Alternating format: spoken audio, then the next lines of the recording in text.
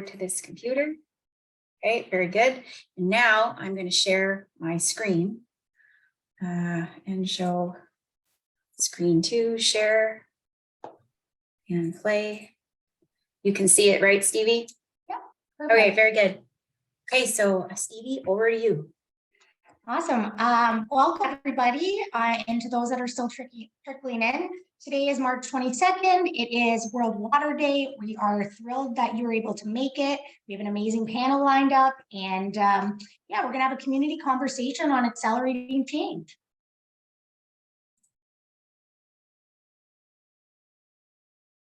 Thanks, Stevie. Before we begin, I'd just like to do a land acknowledgement. On behalf of the WaterWise Network, though we are gathered virtually, we acknowledge with respect that we are on the Robinson Huron Treaty Territory. The land on which we are gathered is the traditional territory of the Anishinaabe and is known as Bowatting. Bowatting is the home of Garden River First Nation, Batchewana First Nation, and the historic Sault Ste. Marie Métis Council. We acknowledge these peoples are the traditional custodians of the land, water, and all species. We pay respect to their ancestors and to them as original and current land protectors. I believe we can begin in a good way. Stevie. Thank you, Emily. We're just going to do a quick introduction on ourselves. I said quick so fast.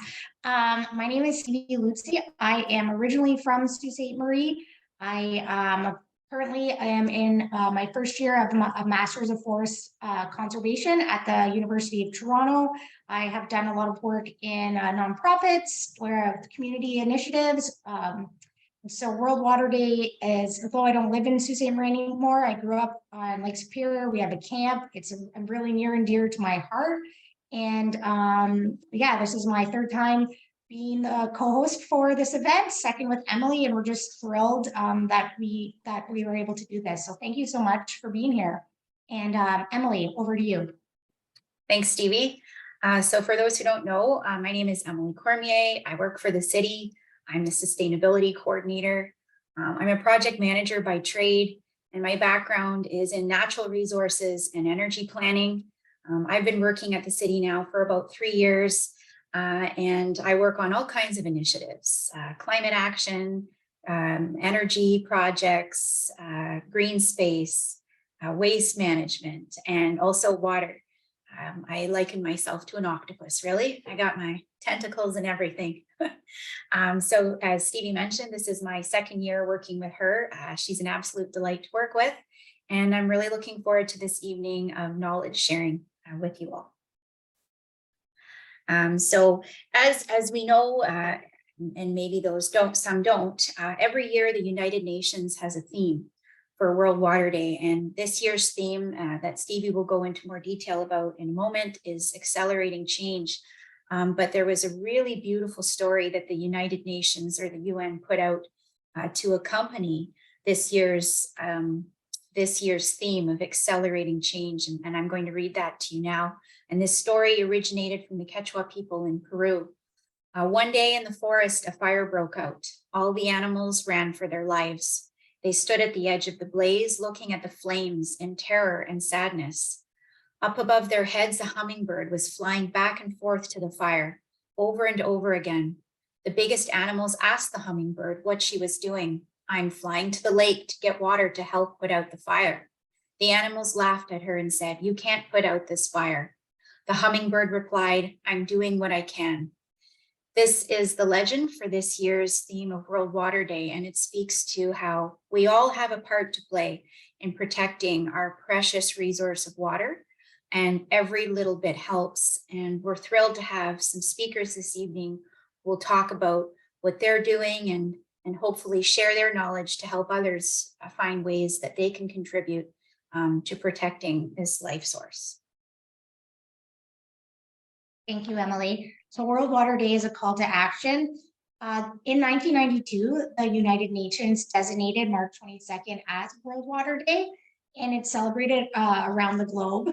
It focuses on the importance of water and raising awareness to inspire action about the global water crisis.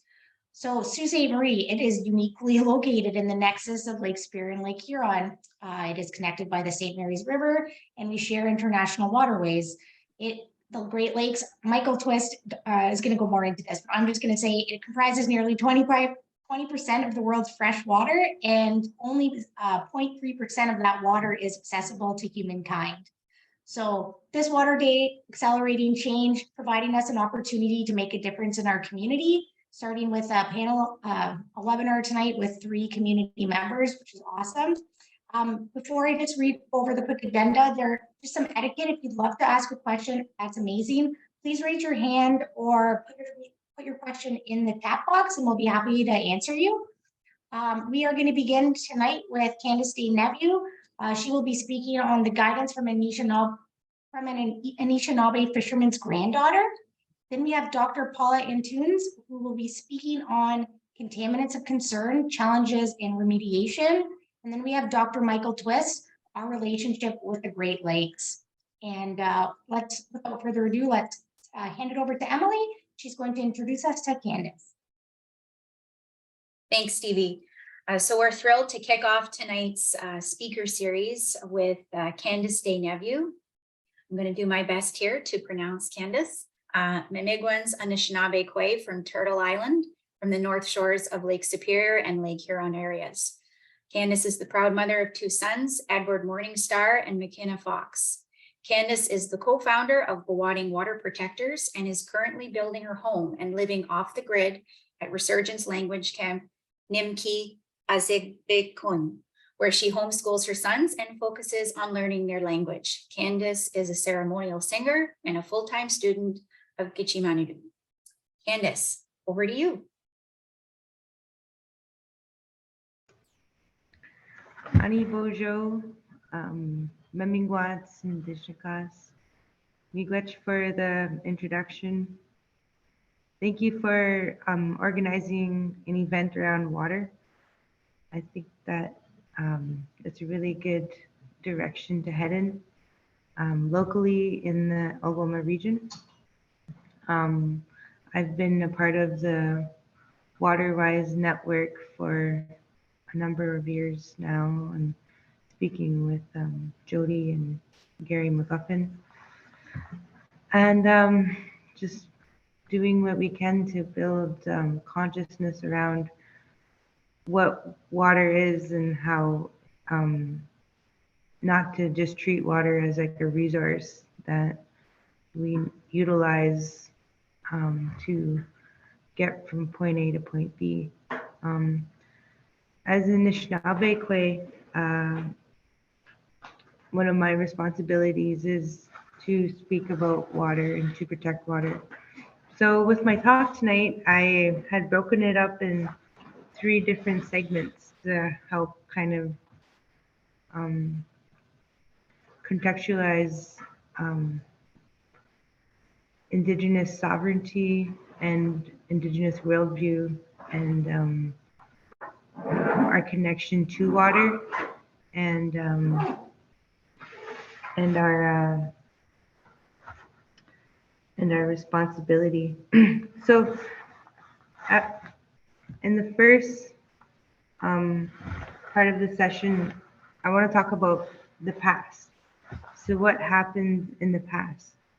Highlighting the historical disadvantage that Indigenous people had faced of not knowing fully what was in the documents that settlers had forced us to sign, and how that impacted our communities in the past.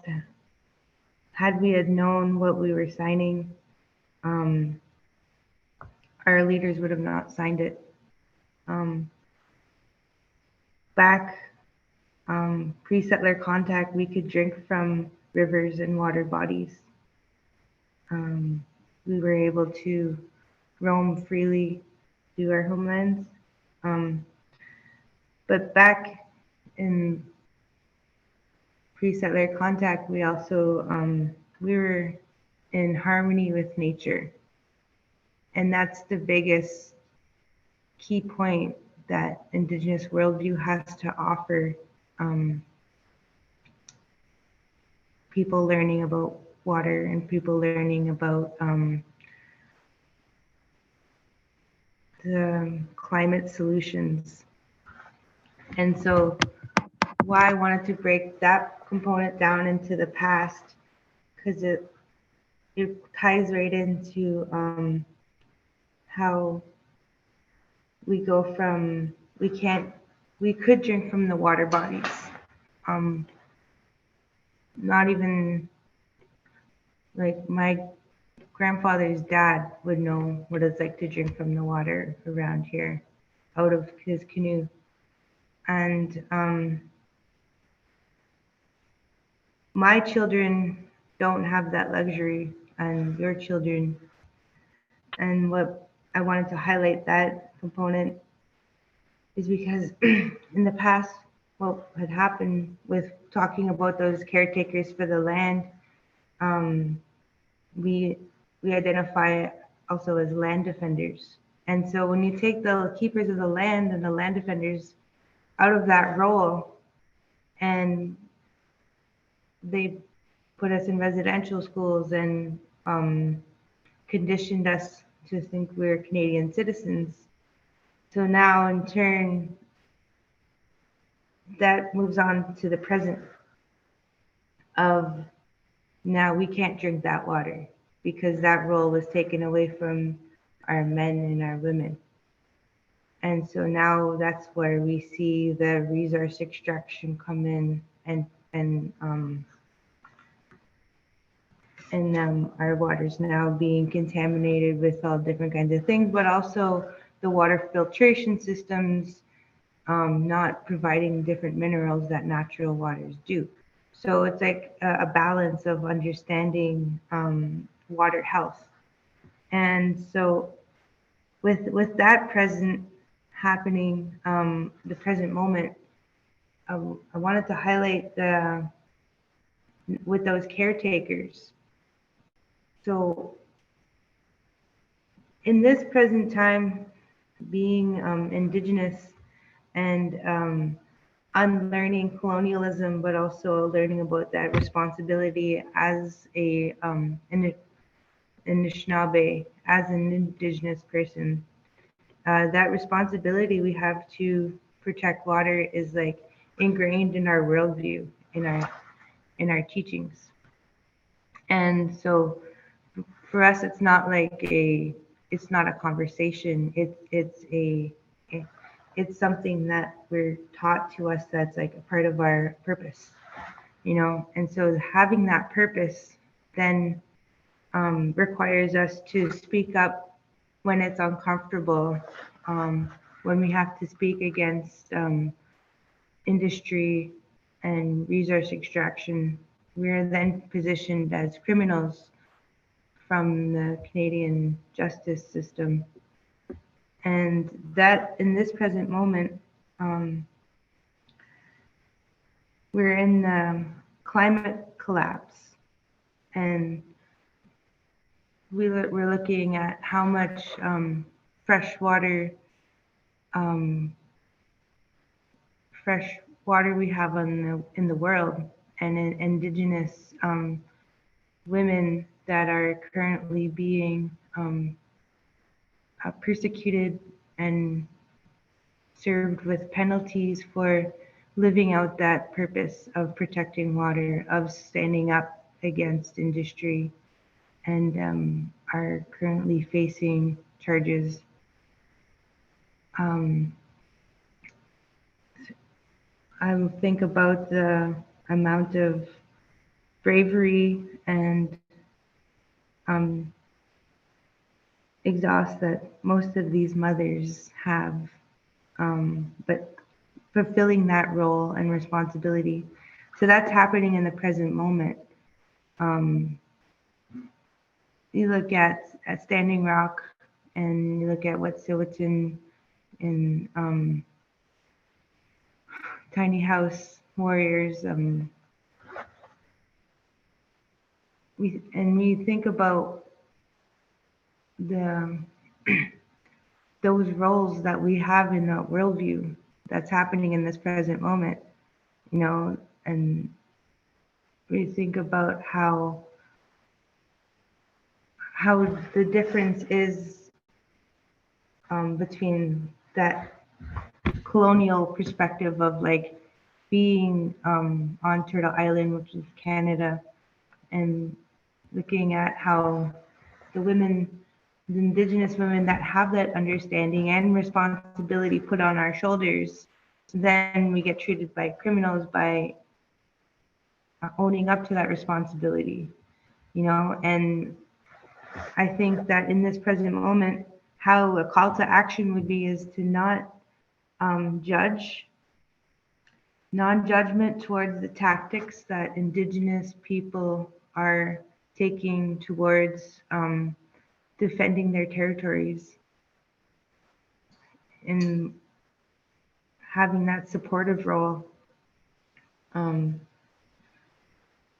So that ties into this present moment, but what can the future look like from building on the narrative around how to support the climate leaders that are currently being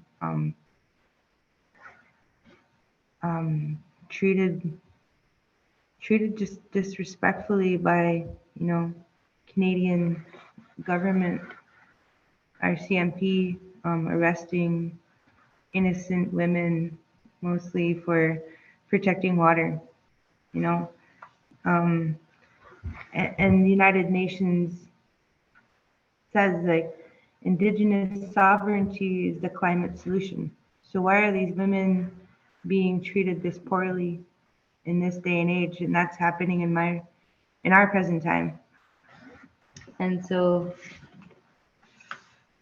just highlighting that historical disadvantage of what we can do to look at the doctrine of discovery in our territories, and how to support Indigenous land defenders and recognize them as climate leaders and not criminals for doing the work that a lot of people can't do, but supporting all the frontline people that are doing the actual change making. I wanted to highlight the future of these movements, what we would like to work towards, not only for Indigenous children, but for all children to have that right of having access to that clean drinking water. So I had asked Stevie to provide links to two different worksheets that teachers and students can print off. If you could put those in the chat, I'd really appreciate that. Which, so this comes from Water First. It is a NGO that has been working towards getting clean drinking water and treatment plants to different First Nation communities right now in Ontario. And they're doing really well. And they educate Indigenous youth how to operate the treatment plants. And so that's, I think the education of water and people's consciousness around water is like something like in the future. So this is the future part of the talk that has a lot of potential if you look at the past, and how those caretakers, people call Indigenous people caretakers, but have stripped that role from Indigenous people and have wrongfully conditioned them to believe that they need to only benefit with money. So when I'm talking about water education, I'm talking about like Indigenous people remaining in a lead and and remaining in a way where we can continue to thrive in our own communities by asserting the right to self govern and the right to self-determination. And so the different nations in the different territories are going to have different industry and circumstances and different battles that we're all currently up against. And so when we have Indigenous-led climate solutions, we have a network of Indigenous people that are working across Turtle Island currently, and we're working towards a common goal of having an action put in place. And so I'm going to hyperlink one conversation that had taken place for the Indigenous climate action. And Sorry to so, interrupt, Candace. Can you see my Zoom froze? Can you see the links in the chat? If not, I'll add them. yep, yes, I Are see they them. there? Okay, Yep, great. they're there. Okay, thanks, Stevie. Thank you. Yeah, so I'm also going to hyperlink a media advisory that was put together that I thought would be really interesting to also look at for future action. So it's talking about defending indigenous sovereignty through divestment. And so that's a call to action that is a unified voice from Indigenous people across so-called Canada, we call Turtle Island. And when we're talking about divestment, we're talking about a lot of calls to action that are worked on different tables through Indigenous people that are working internationally with the United Nations through UNDRIP. And so I just thought it would be interesting for us to be aware of what Indigenous climate action is. And it is also a goal that puts smaller communities like ours, like Sault Ste. Marie, Algoma region, Great Lakes together as like um, a as a group, and how we can look at sovereignty and different ways of taking action. And in the future, what I would like, what I've learned from different teachers is Indigenous women have a responsibility to protect water, and we also get that responsibility with all kinds of teachings. And then Indigenous women have that have a connection to water, where it's like we see ourselves as a part of the earth, as a part of like the water. So it's not like we don't say like the water or the earth. It's kind of like we're in harmony with creation. So then in turn, what that means for us, all of us as human beings, is like we're all of the earth.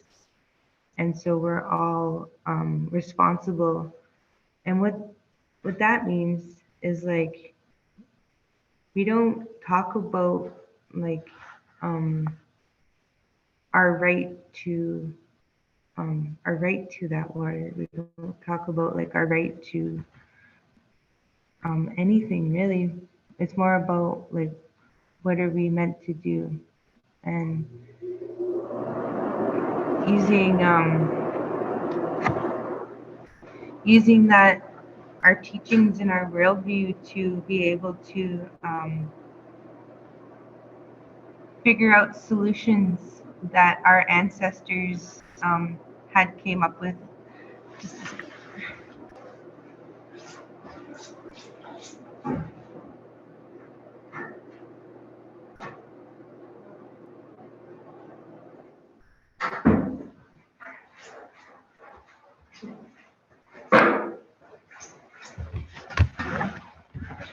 Sorry.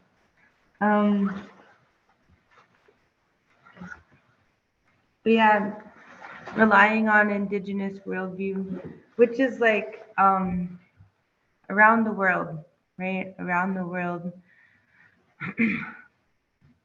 when when an indigenous person is cultured and they have those teachings of like having different knowledge of like the land of the forest and how the land is like a library to us, where it's like we know what different plants are for what different organs in your body, you know, and letting indigenous people lead those solutions.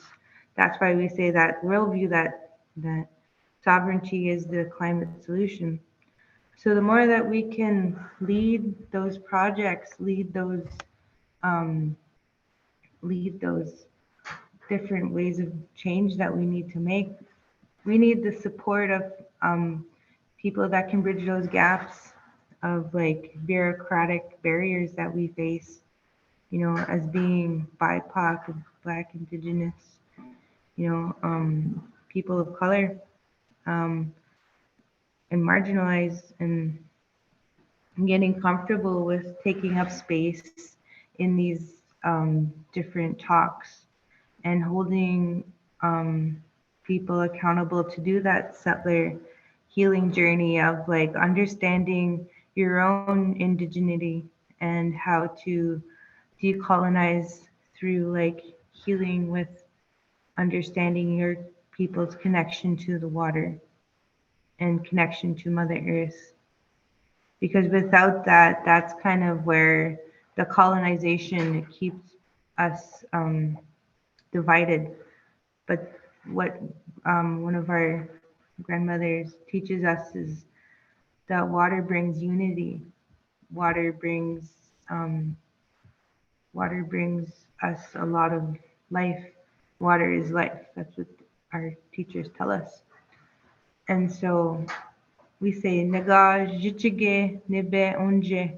That means I will do it for the water. And so my our teacher, grandmother Josephine Mendamen, she had walked around all of the Great Lakes because she wanted to raise awareness on what's going on with our water. She wanted to come up with that solution to get people talking about like this, you know, like this conversation. And so that's what she kind of left us, was asking us, what are you going to do about it? And so that's what that means. Naga jichige nibe onje. Like, I will do it for the water. So all those land defenders out west right now, all over Turtle Island, that are being arrested and detained and are in disputes with Canada, we need to do everything we can to amplify their voice as to what they are, what they're needing, but also their mistreatment. Because literally, like being a woman, an Indigenous, um, under being raised with those teachings, it's like you're then like not forced but expected then to be doing those things, and then to be like in the Canadian society where it's like be looked at as a criminal for shutting down things, businesses. We need the support of people to be like, this is important and this is why, and then amplify and use leverage to help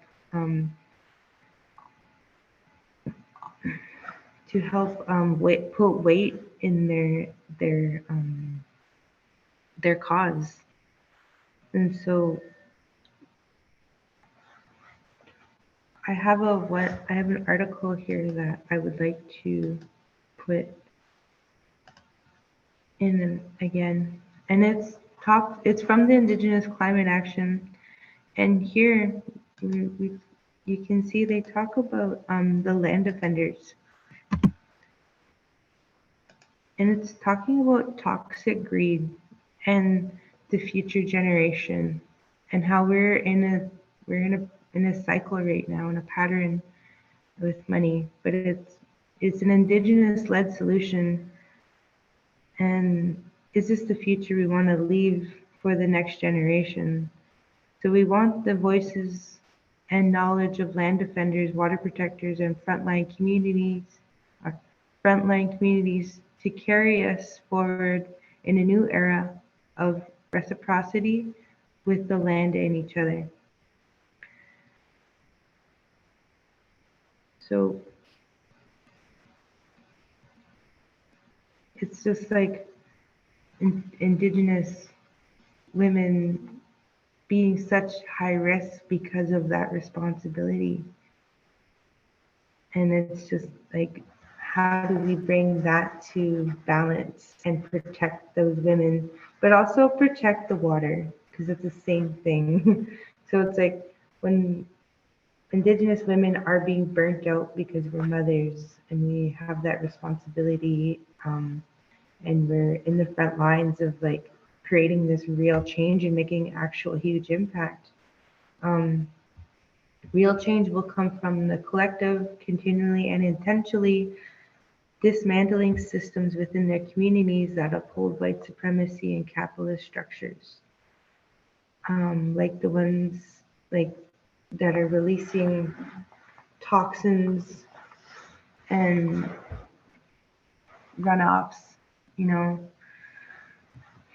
and it's like normalizing those women and supporting them and our families, and supporting the business that we don't no longer want to just going on as usual. Business isn't going on as usual because no consent means no consent, and we deserve free, prior, informed consent is what we've been saying no to a lot of industry for 500 years, but it's like having like an uncle in the family that just won't stop touching you. And it's like, is someone going to speak up for you? And right now it's like a lot of Indigenous women and organizers that are like the only ones amplifying Indigenous, or in amplifying like, stop hurting the water, just stop, you know. And so this now becomes a safety issue for all of us to protect the water, and that's stepping in and looking at our privilege, looking at all these things and how to work together as humans to help the ones that are doing the hardest work and getting the most shame, getting the most difficult time with justice systems for doing the work, you know. And so, like I said, an action item that I put forward is to follow Indigenous climate action. There's a lot of things that they're moving right now in San Francisco. They're in front of Wells Fargo. They painted a massive mural in front of the building, and it's like talking about what we're talking about, how to collectively have a revolution of the heart and looking at why are these banks funding these industries to go in there when our consent is no. So that's like what we call terra nullius, like rape culture. And it goes hand in hand with water and how to actually protect it. And so I know a lot of what I had to say tonight is very difficult to talk about and absorb.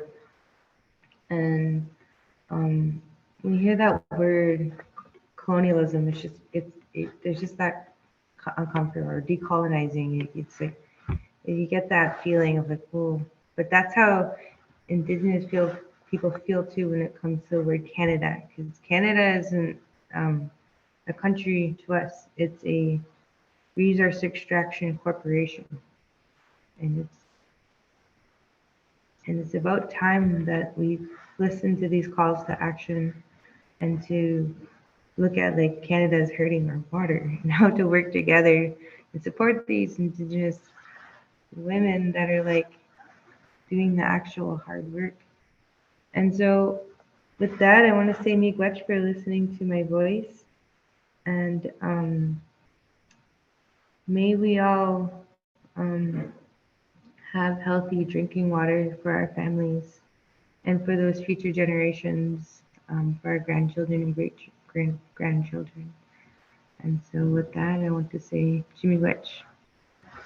Miigwech, Candace, thank you so much for sharing your stories and your knowledge. We really, really appreciate it.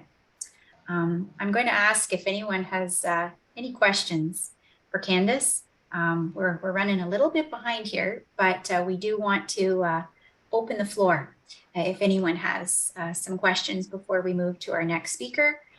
So I'll just ask that you raise your hand or put your question into the chat. And we'll do our best to watch inside here at the multiple screens. I think I'll just take an opportunity to just chime in and thank you, Ken, for those beautiful words and powerful words too. They say a lot. Thank you. Miigwech. Thank you very much. I appreciate that. No problem. Well, seeing no other questions, we're gonna move to our other speaker here. Candace, you're welcome to stick around. If there's time at the end of the session, we will open it up for more questions, and we will be sharing information about the session via email with everyone else. But thank you so much. Thank you so much. I will watch the recording. I have to go because I'm on my boss's computer and he really needs it. We understand. We understand. Okay. Thank you, Candace. Thank you so much for listening. Have a great night. Yes, you too. Okay, so I'm going to share my screen again, and we will introduce our next speaker. So do bear with me as I do that. Thanks, Emily. So next up, we have Dr. Paula Saipas-Antunes. Dr. Paula has a PhD from the University of Guelph and 20 plus years of experience with environmental toxicology and chemistry in aquatic and terrestrial environments. Her work focuses on industrial aspects of environmental protection and remediation of water, sediment, and soil. Her experience also includes water quality guideline derivation, and the development of standard test methods and risk assessment models. In addition to her work as the senior research scientist at Nautilus Environmental, Dr. Saipas-Antunes is an editor of the scientific journal Environmental Toxicology and Chemistry, is an adjacent faculty at Algoma University, and has spent years working with local community groups on issues associated with areas of concern and barrier stressors impacting water quality that are both local and national concern. So we are really looking forward to hearing from you. Paula, please take over, and thank you again. Okay, thank you. I'm just trying to share the screen here. You can see it. Oops, let's put it in presentation mode. Can everyone see? Good to go, Paula. Okay, thank you so much. So as mentioned, my name is Paula Cypress Antunes. I'm with Aquatox Testing and Consulting. I'm the senior research scientist there and have been for quite some time. Aquatox recently merged with Nautilus Environmental. And so we have quite a big capacity across Canada, and we have about a 10,000 square foot lab located in Guelph, Ontario, that we do extensive testing and research at. So I have a lot of experience in environmental toxicology and chemistry, but really my whole life since I was, just a little toddler, I was so connected. I always felt a deep sense of connection to the physical world, the natural and physical world, to be outdoors and just sit there in the forest or, sit at the side of a creek and watch nature. It's always been something that I felt really connected to and something that I felt a strong need to protect. So today I'm going to talk to you about contaminants of concern and hopefully leave you with a high level perspective on some of the challenges that we face. And I'm just going to talk to you really briefly about remediation. So what is a contaminant? A contaminant is a substance that when accidentally or deliberately introduced into the environment has the potential to be harmful to the biota that live there. Contaminants can be physical like oil and grease, chemical like pesticides, biological like bacteria, or even radiological. Sometimes contamination is obvious. And I really like these photos because they're both of the Cuyahoga River located in Cleveland, Ohio.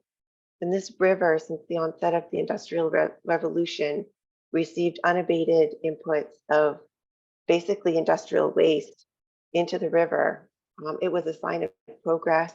It was actually considered a good thing. There were jobs, the economy was booming. People considered it a sacrifice that was acceptable for a long time. And this river was known to have caught on fire about 13 times since the start of the Industrial Revolution. But in 1969, it caught national attention. And that actually spurred some outrage over the state of the river. It wasn't the only river in North America to be catching on fire at that time. And what happened was that the societal perspective of what's acceptable changed, and this spurred the onset of environmental regulations, which now industry is no longer able to completely discharge their contaminants into the water freely as they were before. So that's a good thing, but it's unfortunate that we went through this period of such blatant contamination in the environment. But the scope of the problem that we have now has changed. The impacts are often present, even though we can't see them. And many contaminants are either invisible or they're odorless at concentrations that are harmful to aquatic life. When nature balance is important, the contaminant mixtures can cause harm due to cumulative stress and chemical imbalances. And in that context, what we do as individuals, what our neighbors do, what our friends and family do, what local businesses and municipalities do, it all adds up. Aquatic systems are resilient, but only to a point. Everything is interconnected. Sediment and soil have an incredible capacity to absorb contaminants and render them less harmful to aquatic environments. But like most things, there are limits. So contaminants can harm fish and other aquatic organisms through direct interaction. And here I've tried to draw some contaminants in the water column, and they're interacting with the fish gill because that's the known site of interaction for ionic substances in solution. But natural substances in water can offer protection against contaminant impact. So you have organic matter that's naturally occurring in the water or mineral substances that can bind those contaminants. And in doing so, the contaminants aren't in the water column interacting directly with the fish gill. But those substances can become overloaded and no longer offer protection. So what happens when we inundate an environment, an aquatic environment with contaminants? It overloads the system and we run into trouble. There's so much we don't see or think about. But instead of showing you a picture of the magnificent Great Lakes, I wanted to highlight a roadside ditch, because even the smallest little droplets of water are important in all of our waterways and smallest little components of water in each and every compartment of our ecosystem is important. So like the Cuyahoga River, where that was considered an acceptable sacrifice for industrial progress, economic progress for many years, our roadside ditches have a big parallel to that. We consider them to be an acceptable sacrifice for the quality of the water, generally speaking. We accept that what we find in a ditch is not going to be necessarily the cleanest water. But it's not necessarily just the road salt and sand that we see that makes that water dirty, especially when we see it in the Canadian North where there's snow. There's runoff from road maintenance, as I mentioned, but also from the vehicle wear and tear. There's platinum group elements and trace metals that can come off of both the tire wear and the brake wear and other, normal functioning of a vehicle along our roadways. We also have, in some places, recycled materials that are put into our roadways, into the pavement, that's actually supposed to help extend the longevity of those road systems. But it's not just those things that we consider as obvious impacts to the ditches. We have atmospheric deposition from long-range transport of pollutants, including trace metals and microfibers, polycyclic aromatic hydrocarbons, and a lot of big names that we won't go into in detail. We have industrial emissions by anything nearby that's going on and long range, as well as agricultural chemicals.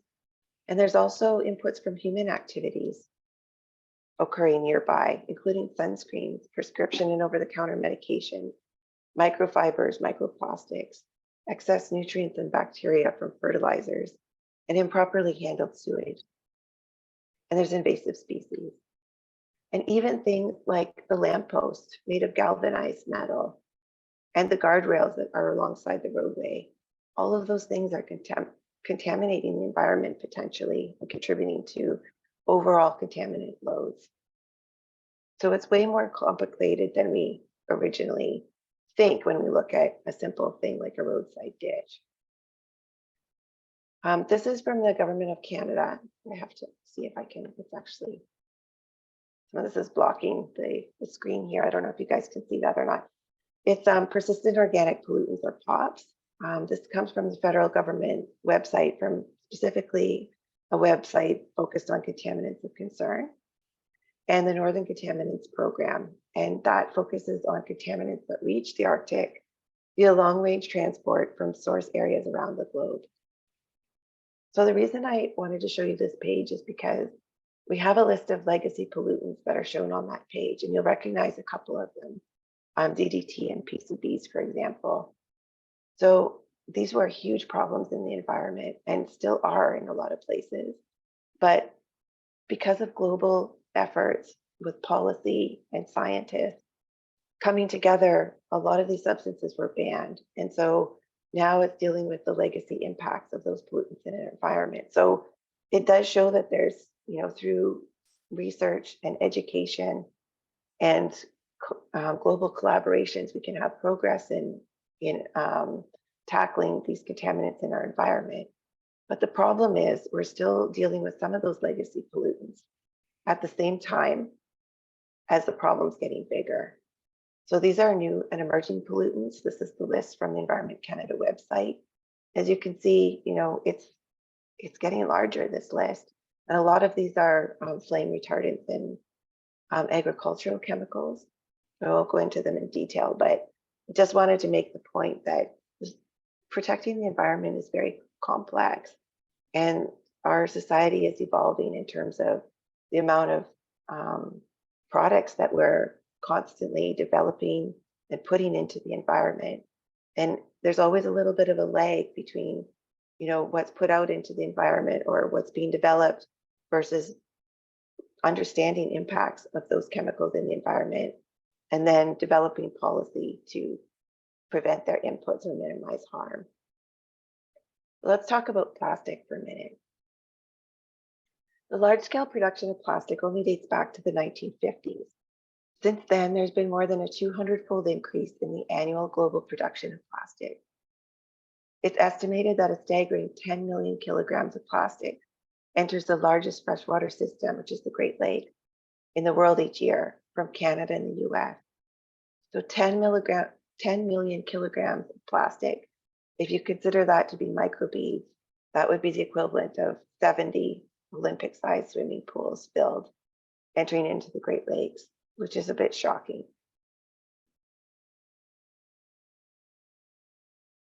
So this is a paper that was published in Reviews of Fish Biology and Fisheries in 2021. The group of researchers who published this paper, they looked at published researchers for fish around the globe. And they asked the question, how much plastic is being consumed by fish globally? By comparing all the papers looking specifically at microplastic ingestion, they found that 49% of fish had ingested microplastic, with 3.5 pieces per fish. And the abundance of plastic differed depending on location, fish species, ecology, and if they were wild or aquaculture sourced. So that study focused primarily on freshwater fish species, but they did include fish from North America as well. And they found that fish in North America ingested more plastic than fish from other regions, which also speaks to presumably the amount of plastic that they're exposed to. So the little guys matter and our actions impact them. We want to keep ecosystems healthy and our fisheries healthy. But I want you to take a second to think on a different scale. Can you see that? Right in the middle of the screen? Yes, we can see it, Paula. That little organism is so critically important to aquatic ecosystems. There are a lot of them, and there are a lot of different species, and they're called copepods. And this is what one species called Daphnia magna looks like up close. So this is a picture that I was able to take from one of our culture collection organisms under a high resolution microscope. And what you can see, it's a very intricately designed creature. So you have antennae here, and these daphnids, they swim by kind of like a pulsing movement in solution. And these are the appendages or the antennae that help them to swim. I'm trying to get the mouse to move over here. And what you can't see from this picture, because they're really hard to get good pictures of when they're live. This one was alive and healthy and moving. So the arms were moving, but you can, they're on here on the end of their appendages, they have a lot of very, very, very tiny filaments. And that's true from within their body structure in here too, that helps them filter food and move around in solution. And this is what a Daphnia looks like even up closer. This was also taken under high resolution microscope. This one's been dried a little bit so that, you know, I could get the detail that was needed. So you can't see all those little fine filters that I was talking to you about, or the filaments. But what I'd like you to see is that skin is very, very intricately detailed and fragile. And just, you know, they're so well put together, these organisms, but they're so susceptible to the contaminants in our environment. So all of the skin, when this daphnid's floating around in solution or swimming, it's being exposed to the contaminants. It's actually bathing in the contaminant in addition to eating it. Here you can see this is the digestive system, and that is algae that the daphnid has eaten. So these are very important in our aquatic ecosystems. So the Daphnia magna in particular, it's a primary consumer. And so it eats algae, and then it provides a food source to fish and aquatic invertebrates. This is another type of copepod, but it's shown from the backside view. This was a paper published in the Journal of Environmental Science and Technology in 2019, which is a very prestigious journal.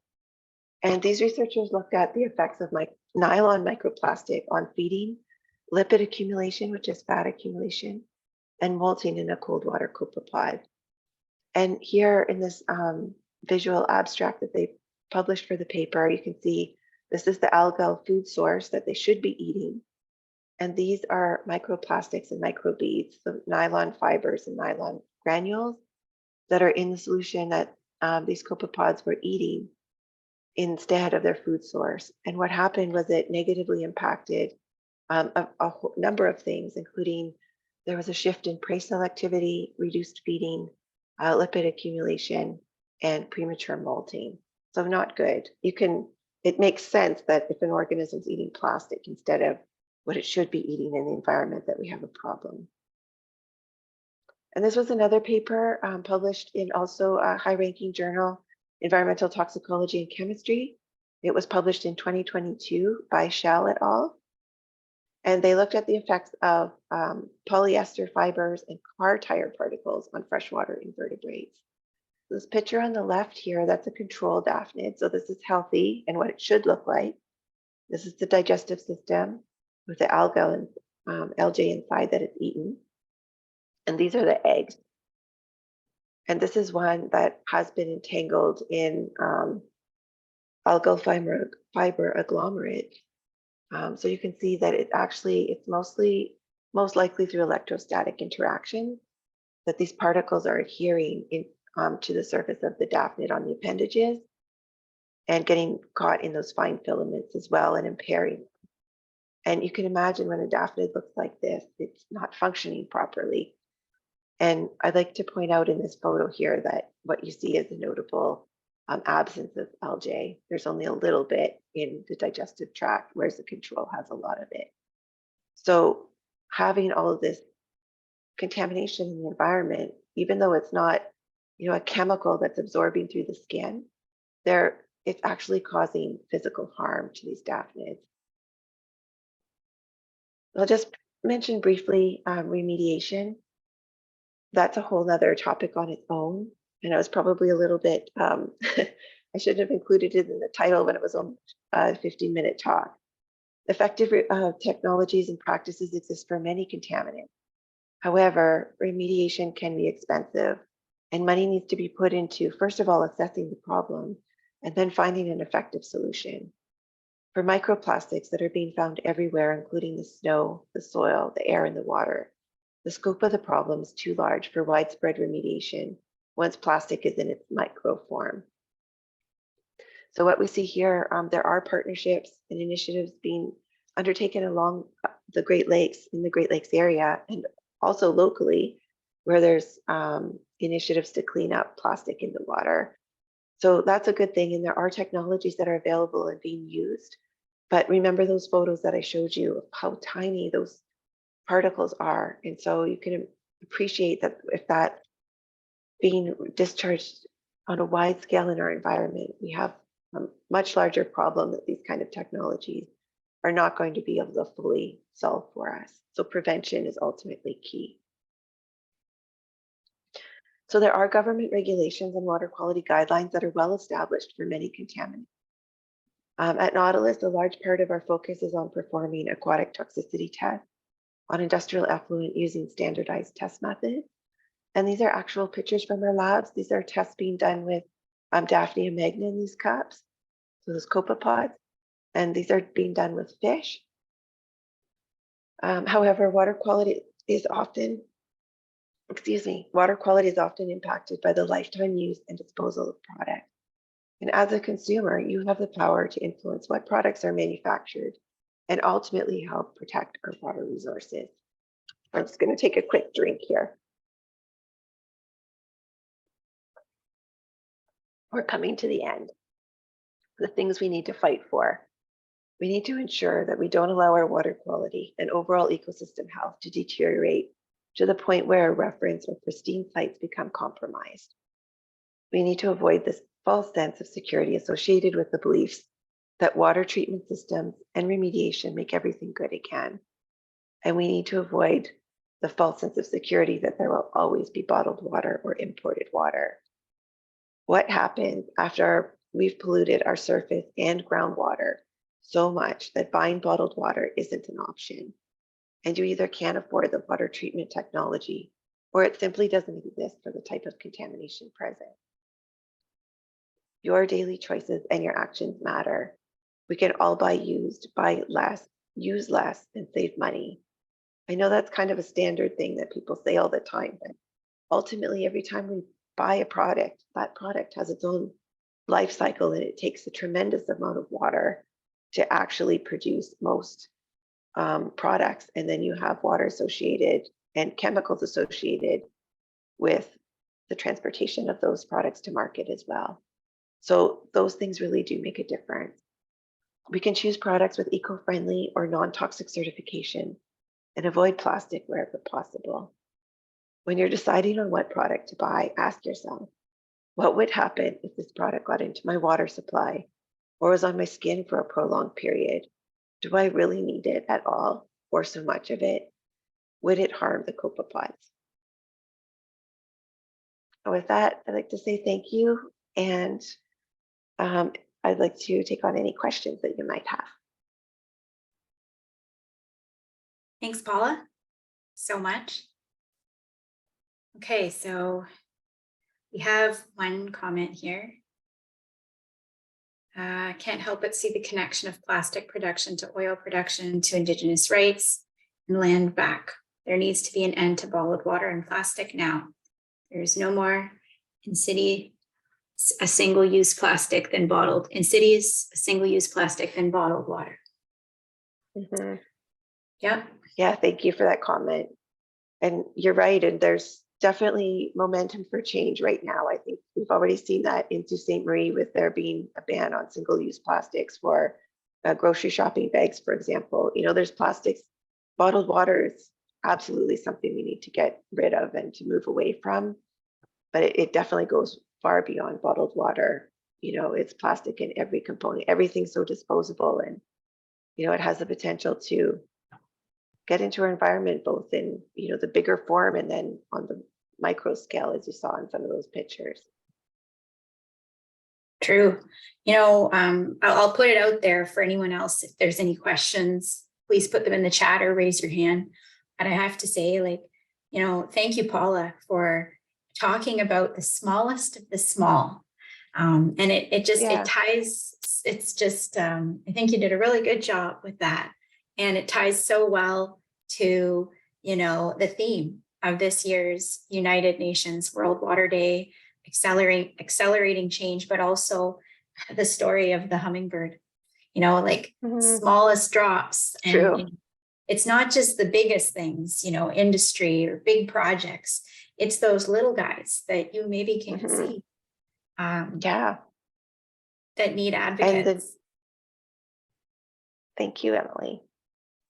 Thank you so much, Paula. There's 3 people, 3 apartments here tonight, and that never happens. And I keep freezing every time I'm supposed to do something. So I'm so sorry.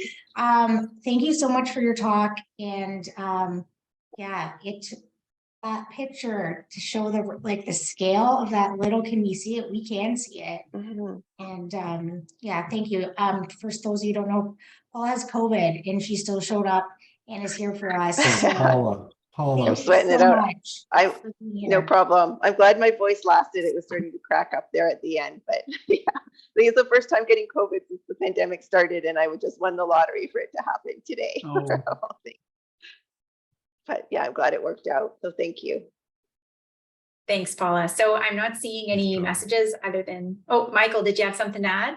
No, I just said that was really nice. It was very, very comprehensive, and it really shows your chemistry skills.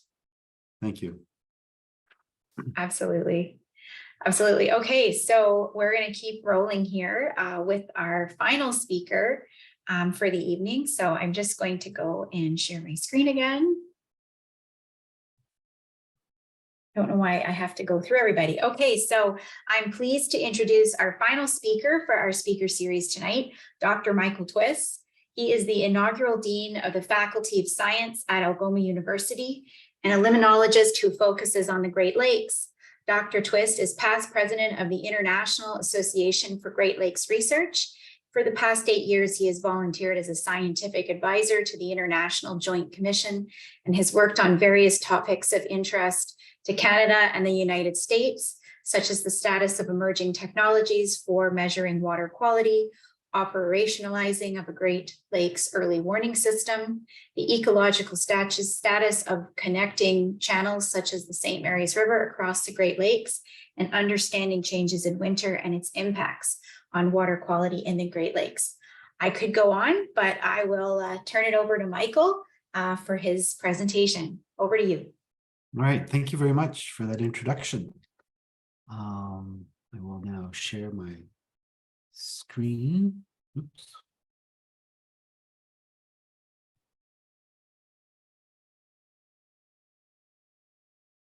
So we're seeing your browser. Yeah. Screen.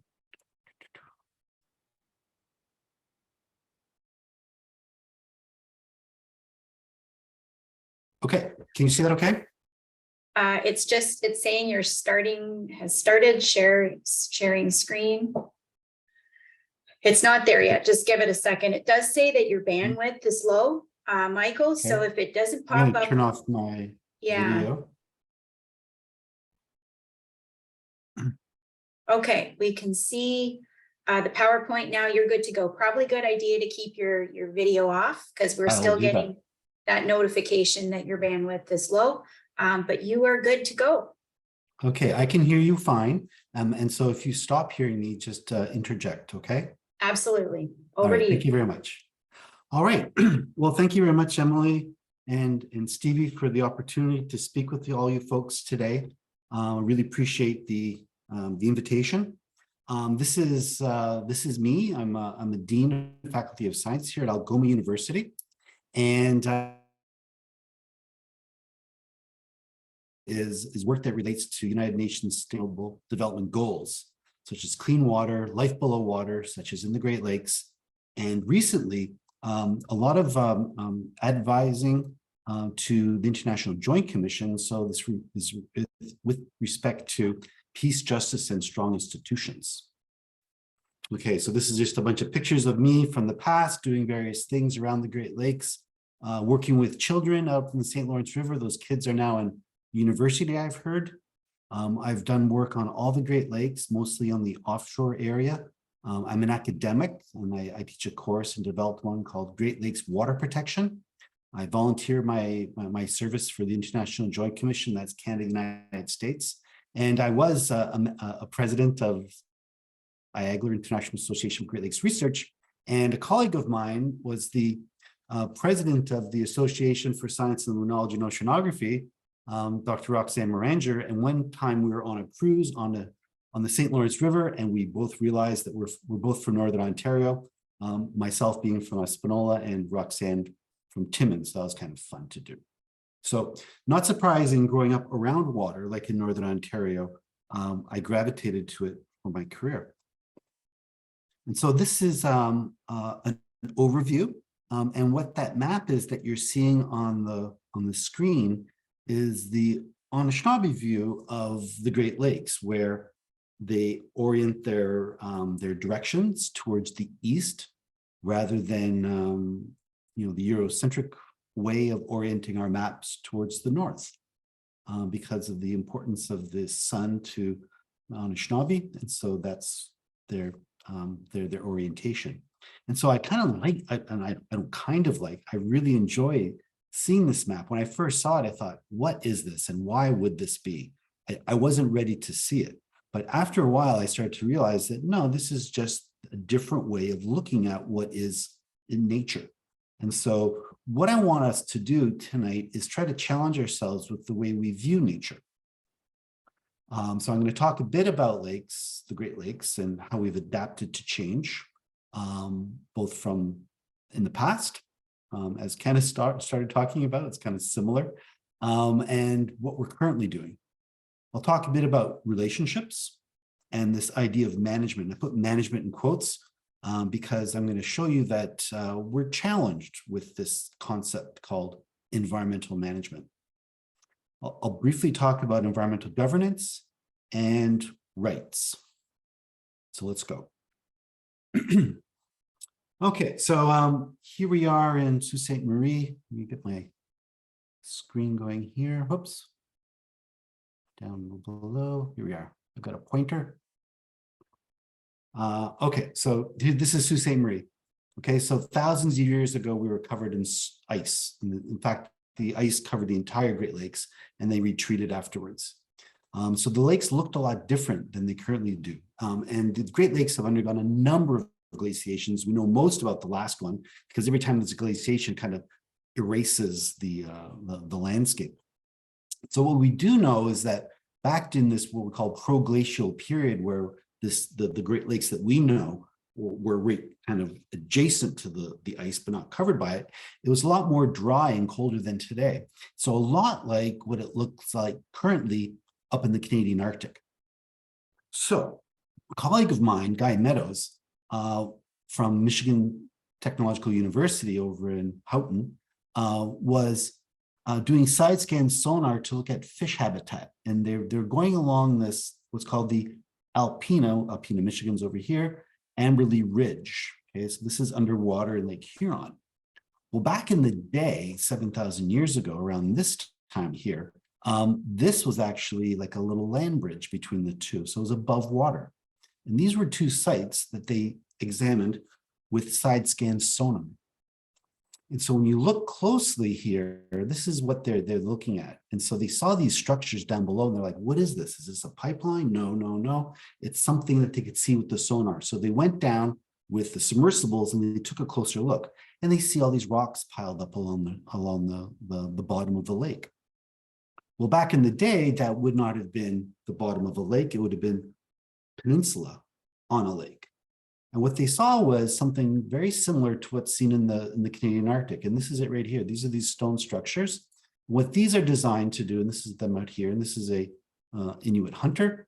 They're designed to have caribou stream into a certain area. And then there's places where the hunters hide. And as the caribou come down, eventually filter through here, they can hunt them.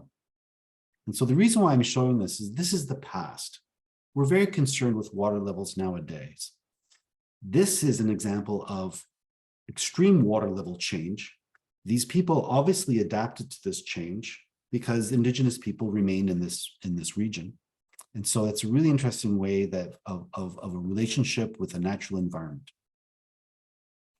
Now the topic of environmental management. I'll put this in quotes because it's something that I think is quite challenging for us to deal with nowadays. And so here are some past and current attempts to manage the Great Lakes. And so what I've got here on this table are a list of issues, an action that was done, what's the result, the success, and what was an unanticipated result. So these are three things that you might be quite familiar with. One is eutrophication. That's the excess nutrients in the lakes. It was causing extensive algal blooms. The action was to institute a Great Lakes Water Quality Agreement. This is an agreement between Canada and the United States going back to 1972, signed by Richard Nixon and Prime Minister Pierre Elliott Trudeau, to reduce nutrients throughout the Great Lakes, amongst other actions. And so the result was a reduction in total phosphorus, which was wonderful. However, back in the 90s, zebra mussels invaded, and what happened was there was a reversal in the nearshore zone of this phosphorus contamination. And I'll talk about that in the next slide. Then there's also this concept of or issue of increased salinization of the water. We've got 20% of the world's fresh water, as Lizzie mentioned, in the Great Lakes, yet we're salting them. We have been salting them ever since we started living and doing industry in this area.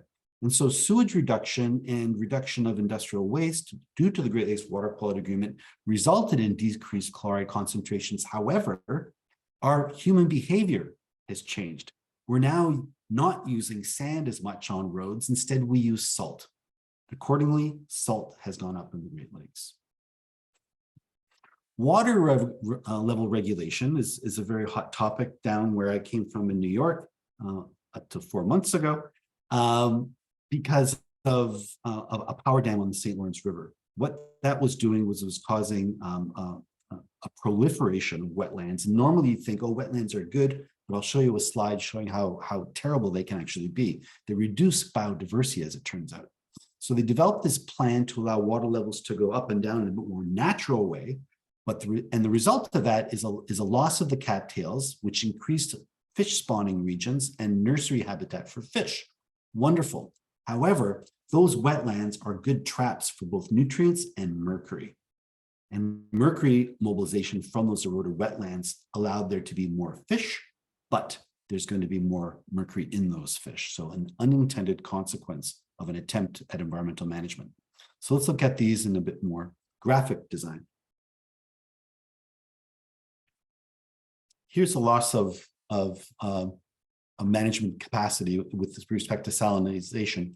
So here we have chloride concentration from the upper lakes all the way down to Lake Ontario. So the water goes from Lake Superior to Lake Michigan and Huron to Erie and then to Ontario. And so let's just look at Lake Ontario for an example. So here we have 1800s onset of industrialization here in 1850s, rapid increase in salt concentrations, 1972 Great Lakes Water Quality Agreement, just like Dr. Antuni said, this has happened right after the Cuyahoga River fire. There were people that had enough. They said, let's do something about this. And so industrial effluents went down, but then just recently, starting back in the 80s, we started using road salt a lot more. And then here we go, we're back into salinization of the lakes. So good intentions, but changing behavior, we're not able to manage the environment as we think we can. Here's phosphorus concentrations. Okay, so eutrophication. Yeah, on this slide here, we've got total phosphorus concentration, and then years from 1970, Great Lakes Water Quality Agreement came out in 1972, and then here we are into 2015. Okay, so here, these high concentrations of phosphorus, which were leading to algal blooms offshore, dead zones of low oxygen in the bottom waters. So the Great Lakes Water Quality Agreement comes along. The environmental engineers get together and they say, hey, how can we design our wastewater treatment plants in order to reduce the concentrations to a target level, in this case, 10 micrograms per liter or 0.01 milligrams per liter. That's that dotted line. So that was their target. So the engineers got to work. They built their water treatment plants, and within 15 years after the Great Lakes Water Quality Agreement, we're getting down concentrations, and every engineer is patting each other on the shoulders because they've done a really good job at this. And then all of a sudden, these other things come in, these little engineers called zebra mussels and quagga mussels or Dreissena mussels. They invaded from the Baltic Sea. And then what they did was they started re-engineering the landscape and the waterscape. So what they ended up doing was most phosphorus comes into the lake from the shorelines, either in tributaries, so it's in the near shore zone. Those zebra mussels are actually recycling that phosphorus in the near shore zone, keeping it there. That caused a proliferation of algae that we see today. And the other thing that's happened is you see here, we're down below that target level. And these are data from the offshore of Lake Ontario. We're now below that target. And so these low phosphorus concentrations are limiting the lower food webs to an unprecedented level in Lake Ontario. So in the fossil record, you can't see concentrations of phosphorus that are as low as they currently are in the offshore in the summertime in Lake Ontario. That has an impact on recreational fish production, etc. Okay, here's an unintended consequence of environmental management. In this case, it's water level regulation. This is a view of the Thousand Islands area near the village of Clayton, New York. And this is an island over here. And prior to the dam being put in 1958, this would have actually been open water. But once the dam was put in, the water levels were so tightly regulated, they didn't go up high, they didn't go down low. They stayed relatively the same. So what happened was, these are cattails, big beds of cattails out here, and they actually grow up just as far as they can to the shoreline, and then just as far out as possible. The result being that this was all once what would be called a ecologically disturbed area, would have been very diverse. Now it's chock-a-block, straight cattails. And because of that, you can't get fish swimming in there to spawn, like pikes spawn in the flooded areas on the near shore. They don't see that anymore. And then out here, you've even lost muskie habitat because they would be in this other region a bit deeper. And also there's no juvenile territory anywhere for fish to grow up safely. So they're pushed out into these other areas where they're predated more. And so the plan here was to allow water levels to go up and down at a more natural level, and then that would reduce about 30% of the submergent wetland back to pre-dam era. Now, one of the problems is that prior to the dams being put in, or once the dam was put in, this is back in the 60s, from the 60s to the near present time, we had quite a bit of things like mercury deposition happening from atmospheric deposition and sulfate deposition. Again, this is, mercury and sulfate come from coal combustion. And so there's a lot of mercury being deposited in this region. So these wetlands, as we know, can trap nutrients. They can also trap mercury. And so what we calculated was that those wetlands were actually trapping considerable amounts of mercury, 71 kilograms we estimated. This is work that we did at Clarkson University in New York. And my PhD student did the math on this and the sampling to derive that. The question is, where does that mercury go? How fast? And in which form? We do know that it's going to get it out into the lake, into the river, rather. One of the things that Evie Bromstead looked at, my graduate student, PhD student, looked at mercury accumulation in vertebrates along this gradient from the forest out into the wetland, all along various areas of the St. Lawrence River. And so she collected bugs and showed them that, for example, sow bugs, or pill bugs, you might call them, actually increase in the mercury concentrations from dry regions over into wetland regions. And the same thing happens for snails and also the harvestmen over here. These 2 points here are daddy longlegs. So the closer they are to an interface that gets inundated, the greater the mercury content that they're having. And so these wetlands contain mercury, and it's actually being mobilized. And then when it floods and cycles between flooding and drying, that enhances the transfer or the mobilization of mercury from the environment. We also showed this. This is another graduate student of mine, Autumn Osgood. And what she showed was that when she sampled fish, yellow perch and ground gobies from areas along this upper St. Lawrence River that had no wetland adjacent, they had significantly lower mercury content than the same species of fish that were collected adjacent to wetlands, showing that for these fish in those different environments, they're actually collecting the mercury that was being mobilized. So again, unintended consequence of what we were doing with respect to environmental management. We've dammed the river in order to get hydropower and for shipping. But the problem is that we have actually increased the concentration of mercury when we try to solve the problem of increasing biodiversity. Trying to correct our wrong, we've actually made another thing happen that was not good. So we need to do something to cope with rapid change, accelerating change. Okay, the theme of today's talks. So what do we do? So we know that we have adapted to change in the past. We saw earlier on these indigenous hunters in this region in Lake Huron. Obviously, they moved away from the increase in water levels. We need to be as resilient as they were in the past. Now, I've just shown you a number of examples of what we consider to be attempts at environmental management, and they could be argued that they failed. But there are successes. There's reductions in the use of PCBs have reduced the burdens in fish in the Great Lakes.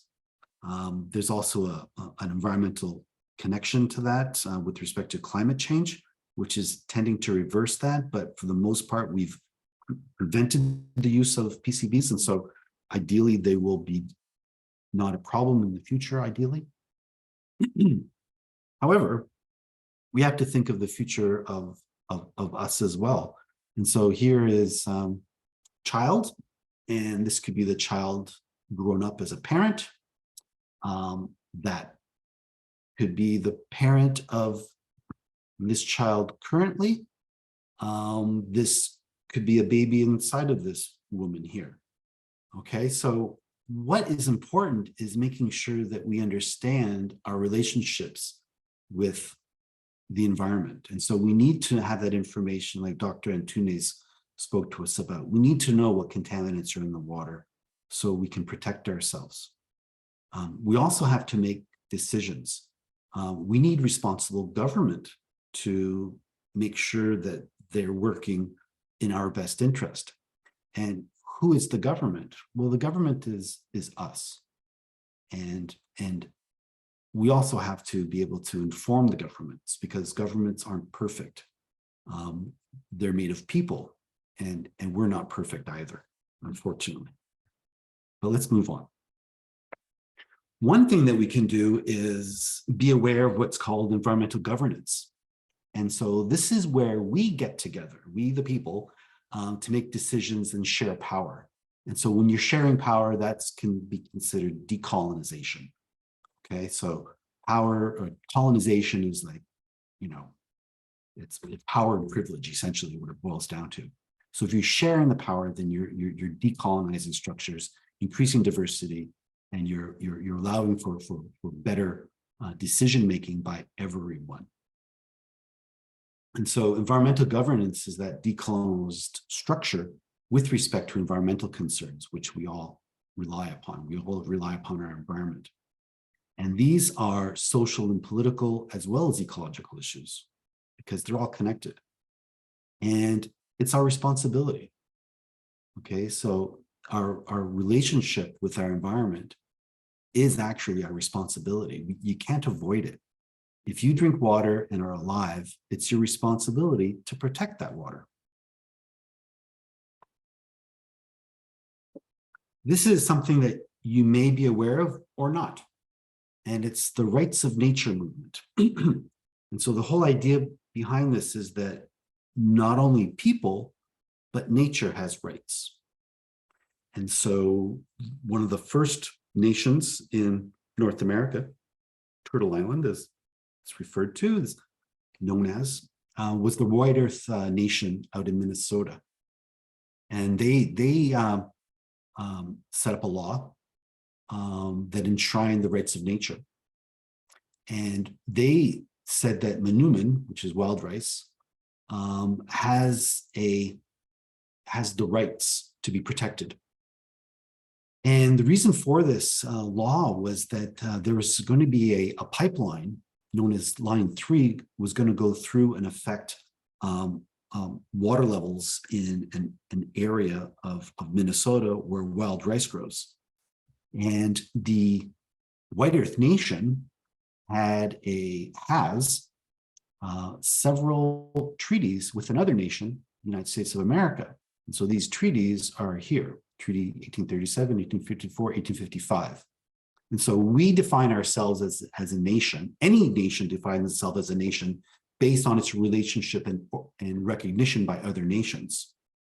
And so for the United States to remain a nation, it has to recognize the fact that other nations recognize it. And so if you look into those treaties, the United States government states that the White Earth Nation has the right to collect wild rice.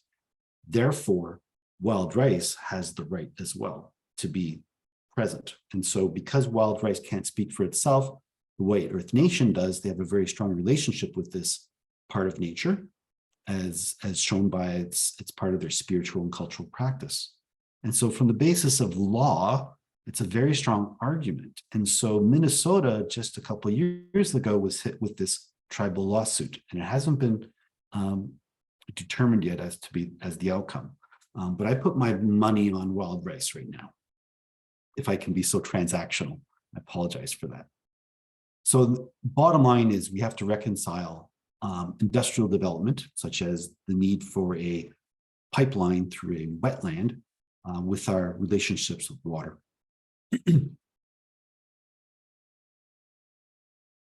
The town where I moved to from New York to Sault Ste. Marie just 4 months ago actually passed a law. It recognized the legal rights of the Raquette River, which is a tributary of the St. Lawrence River. And so this says it has natural rights. And so the town recognizes that these are enforceable rights. So if there's pollution in the river, then the river can actually go and sue whoever is the polluter. And so this was quite an interesting thing to participate in. We had the lawyer come from the White Earth band out in Minnesota to speak with us. He's the lawyer who first developed those those rights of nature out in Minnesota. So that was quite an interesting thing. So we might consider actually doing that even in the Sault Ste. Marie area. So in summary, I've given you an example of the Great Lakes and how we've tried to manage it and how one could argue that environmental management is not possible. Instead, we have to have relationships with nature, and nature includes us. And so it's critical for us to carry out our responsibility to adapt to change. And these are the things that we have to recognize.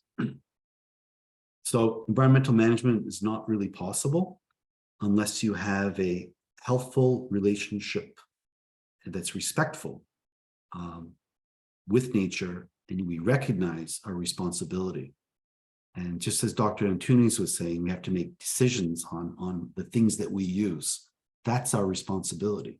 That's our responsibility to the environment, of which water is so central. And as Candace mentioned earlier, water is life. And so there's no quick fix to accelerating change. We have to understand the system, and we have to think about things before we do them. And so with that, I'll stop sharing. And thank you very much for the opportunity to speak to you tonight. Thank you, Michael. That is a beautiful way, I think, to tie up our presentations this evening. You touched upon things that Candace said, as well as what Dr. Antunes said. And I have to say, it's really, I've heard about it, but it was neat of you to bring back the insights about the river getting legal rights. I think that is such a beautiful thing. And I would love to see that more in our society. We are over our time, but that's okay, because this is just such an important talk. We do have one question in the audience here. So it's from Donna. So Donna, I've allowed you to talk. Can you unmute yourself? You should be able to. Oh, I was just thanking Dr. Twiss and Paula and Candace for such an amazing presentation. I'm representing the Lake Superior Watershed Conservancy, so this is really going to actually get us more focused on what we always thought. So that's all. It's not a question. It's just I thank you very much, and a miigwech. You're welcome. Thanks, Donna. All right, any other questions from our attendees?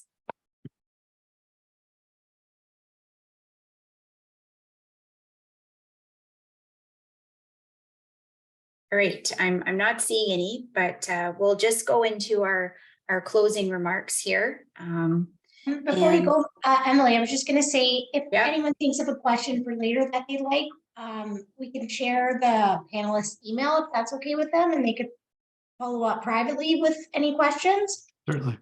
With Candace gone, what I'll do is I'll put mine in, Stevie, and you put yours too. Oh, Jody's asked, put in, how do you go about crafting the rights of water?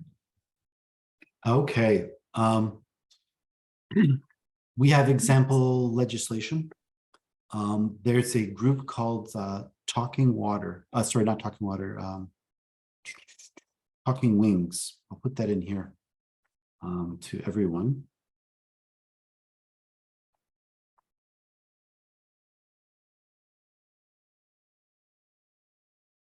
If you Google Talking Wings, you'll come up with this group that led that in Potsdam, New York area.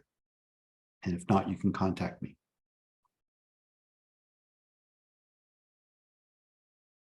Thank you, Great. Michael. I'm gonna look that up right when we get off of this webinar. Okay. Enjoy. Okay, any other questions? Thanks, Michael. Sure. Okay, so we're gonna the questions are still open. I'm just going to go into our closing remarks here. So I have to share my screen one more time. And unfortunately, it takes me to the beginning every time, but oh well. Okay, Stevie. Okay, well, thank you. Thank you so much to everyone who came, and to Candace, Paula, and Michael for your wonderful and informative conversation tonight about accelerating change. This was really great. To our sponsors, to Sault Ste. Marie, not sponsors, supporters, sorry. I did another presentation this morning, so my brain is not all thinking properly, but thank you to our supporters, the Waterwise Network, Jody Rebeck at Algoma University, Minna, Carla Wild at Blue Mar for Change, and to Emily, our wonderful Emily at the City of Sault Ste. Marie, our Sustainability Manager. Thank you so much for being a part of this with me, and for all of our guests tonight. We really appreciate you being here with us. And thanks to you, Stevie. Couldn't have done it without you. You're a terrific co-host.